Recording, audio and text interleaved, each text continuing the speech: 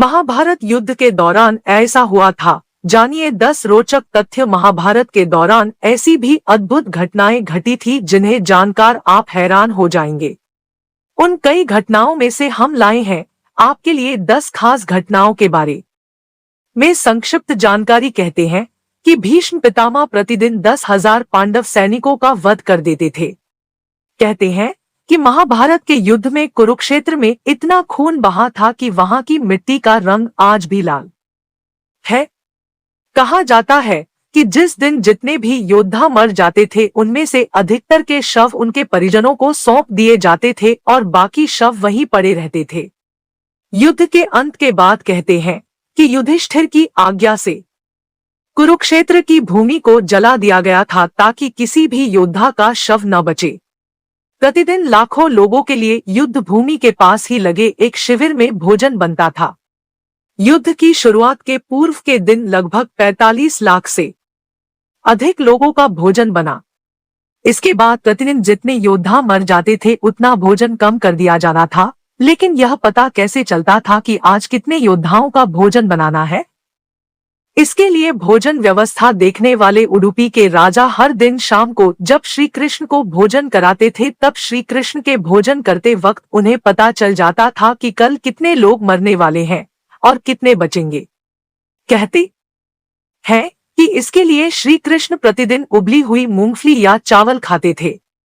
उसी से राजा को पता चलता था कि कल कितने लोग मरेंगे तो मुझे शाम को कितने लोगों का भोजन बनाना है।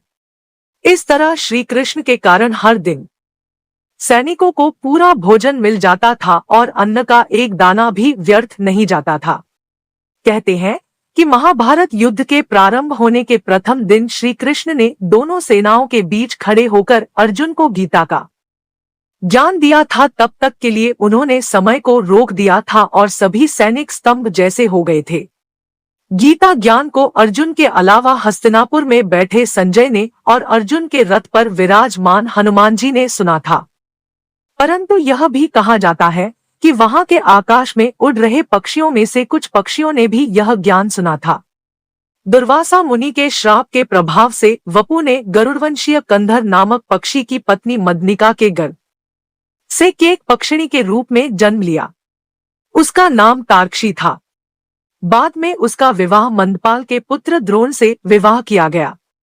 16 वर्ष की आयु में उसने गर्भ धारण किया।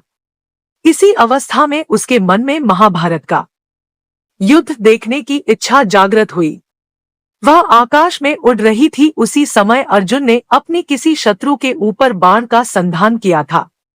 दुर्भाग्यवश यह बाण तार्क्षी के पंखों को छेदता हुआ निकल गया और वह अपने गर्भस्थ अंडों को गिराकर स्वयं भी मृत्यु को प्राप्त होकर पुनः अपने अप्सरा स्वरूप में आकर देवलोक चली गई। लेकिन उसके अंडे गर्भविच्छेद के कारण पृथ्वी पर गिर पड़े। संयोगवश उसी समय युद्ध लड़ रहे भगदत्त के सुप्रवीक नामक गजराज का विशालकाय गलघंट भी बाण लगने से टूटकर गिरा और उसने अंडों को आच्छादित ढक लिया कर दिया। कुछ समय बाद उन अंडों से बच्चे निकले। तभी उस समय मार्ग से विचरण करते हुए मुनि शमीका निकले। मुनि उन पक्षी शावकों पर अनुकंपा करके अपने आश्रम में ले जाकर पालने लगे। महाभारत युद्ध के दौरान द्रौपदी युद्ध शिविर में ही रहती थी।